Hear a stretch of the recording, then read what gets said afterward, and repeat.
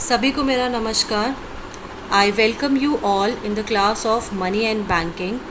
In this video, I am going to explain the very important function performed by Reserve Bank of India, that is Controller of Credit or Money Supply. Central banks are supposed to regulate and control the volume and direction of the credit by using the quantitative and qualitative instruments. Quantitative instruments are those instruments which influence the quantum of credit in the economy, and qualitative instruments are those instruments which influence the direction of credit in the economy. You all can see there are various quantitative instruments of Reserve Bank of India. First quantitative instrument is bank rate.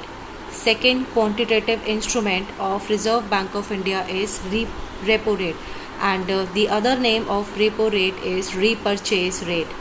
The third quantitative instrument of Reserve Bank of India is reverse repo rate, and fourth quantitative instrument is open market operations, and the fifth quantitative instrument is cash reserve ratio, and the last quantitative instrument, that is sixth, that is statutory liquidity ratio.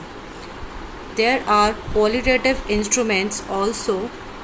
First qualitative instrument is margin requirement, second qualitative instrument is moral suasion, and third qualitative instrument of Reserve Bank of India is selective credit control. Now I will explain you how Reserve Bank of India, with the help of these quantitative and qualitative instruments, control the money supply in our country. These are the latest figures of quantitative instruments of Reserve Bank of India. Repo rate is 4%, reverse repo rate is 3.35%, bank rate is 4.25%, cash reserve ratio, that is CRR, is 3%, SLR, that is statutory liquidity ratio, is 18% as on 30th May 2020. The first quantitative instrument of Reserve Bank of India is bank rate. The RBI can influence money supply by changing the rate at which it gives loan to the commercial banks, and this rate is called as bank rate in India. We can call it as bank rate is the rate of interest at which commercial banks can borrow from the central bank in the long run.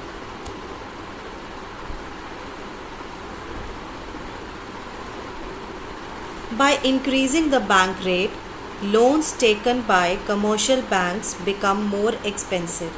Therefore, commercial banks can also increase their lending rates. It makes borrowings costly for the public, so people borrow less. Thus, credit creation by banks decline. Hence, money supply will decrease in the economy. And by lowering bank rate, encourages commercial banks to reduce their lending rate to public, and since borrowings becomes cheaper, people borrow more. This raises money supply. We can sum it up as central bank increases the bank rate to decrease the money supply and reduces to increase the money supply. The next quantitative instrument of Reserve Bank of India is repo rate or repurchase rate. Repo rate is the rate at which commercial banks borrow money from the central bank for a short period by selling their financial securities to the central bank.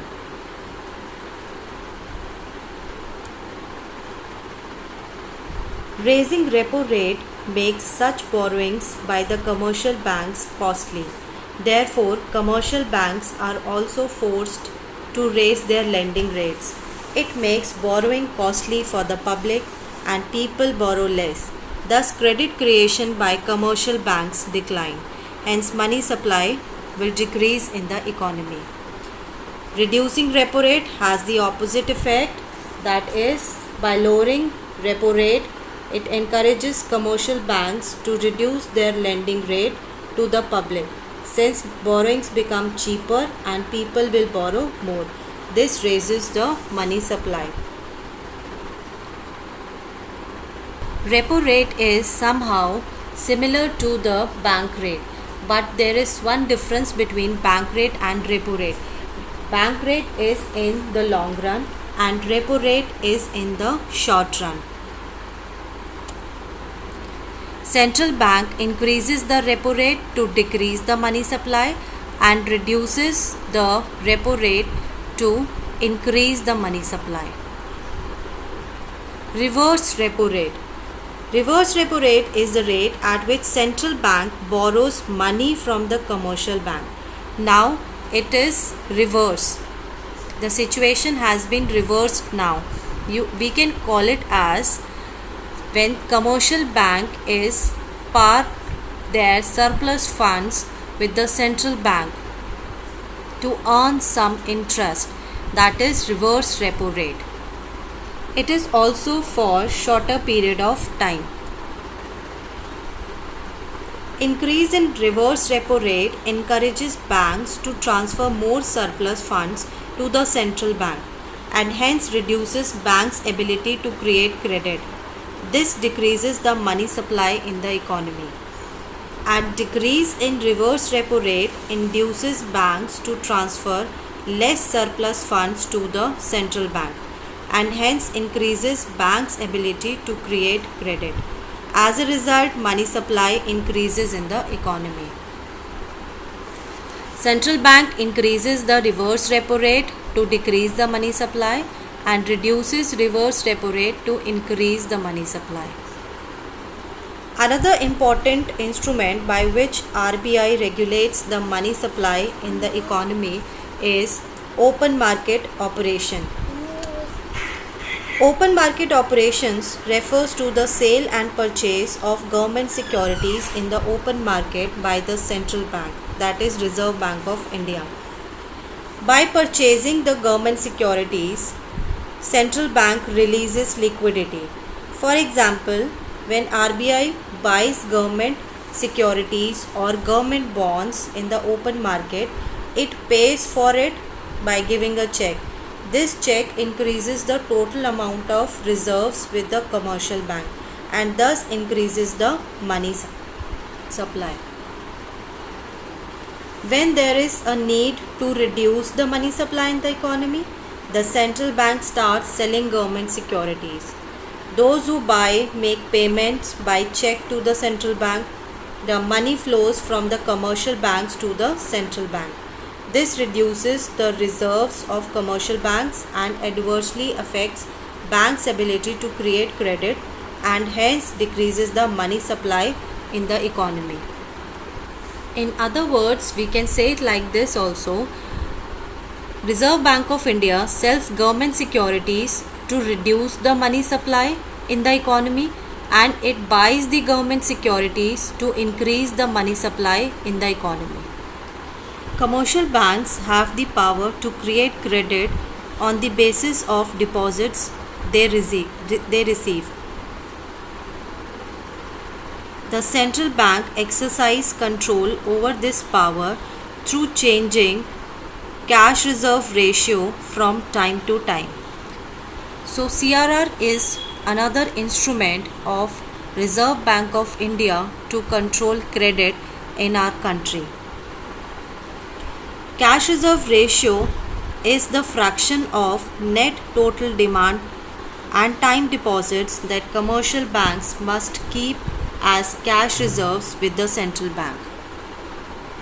It refers to the minimum percentage of net demand and time liabilities to be kept by commercial bank with the central bank. At present, cash reserve ratio is 3%.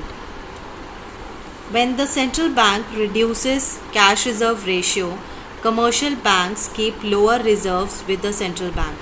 This releases funds that were earlier held with the central bank for commercial banks to lend. As lending increases, the money creation by commercial banks expand and hence money supply in the economy increases. So we can say like that also, Reserve Bank increases CRR during inflation or to reduce money supply, and Reserve Bank of India decreases cash reserve ratio during deflation or to increase the money supply in the country.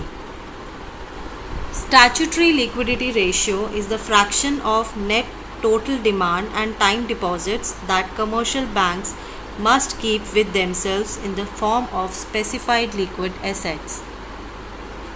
At present, statutory liquidity ratio is 18%.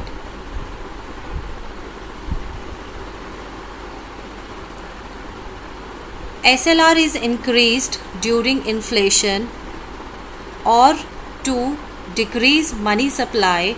RBI increased the statutory liquidity ratio and it is decreased during deflation, or we can say that Reserve Bank of India reduces statutory liquidity ratio to increase the money supply in our country. Cash reserve ratio and statutory liquidity ratio are the two components of legal reserve requirements or varying reserve requirements. The qualitative technique used by Reserve Bank of India to control credit or money supply in our country is margin requirements. It is the difference between the amount of loan and market value of the security offered by the borrower against the loan. Let's have an example. If the margin imposed by the central bank is 40%, this is an assumption, then the bank is allowed to give loan only up to 60% of the value of the security like home. When margin requirement is lowered by the central bank, the borrowers are able to secure larger amount of funds from the banks, which will increase the money supply in the economy. For example, margin requirement has been reduced by central bank to 20%, then the person can take loan up to 80%. This will increase the money supply in the economy. And on contrary, if there is rise in the margin requirement from 40% to 80%, then the person can take loan up to 20% only. That will contract the supply of credit in the economy. Margin requirements are increased to reduce the money supply and margin requirements are decreased to increase the money supply in the economy. Next qualitative technique of Reserve Bank of India to control credit or money supply in the country is moral suasion. It is the combination of persuasion and pressure that central bank applies on all other commercial bank in order to get them act in a manner in line with its policy. The central bank frequently announces its policy and urges all the commercial banks to adopt it. This is the exercised through letters, discussions and directives to the banks. The member banks generally do not ignore the advice of the central bank. The last qualitative technique of Reserve Bank of India is selective credit controls. Central bank gives direction to other banks to give or not to give credit for certain purposes to particular sectors. For example, to increase money supply, measures can be used to encourage credit to particular sectors, usually the priority sectors, and to decrease the money supply, measures can be used to restrict the flow of credit to particular sectors. This was all about the quantitative and the qualitative instruments used by the Reserve Bank of India to control credit or money supply in our country. Thank you.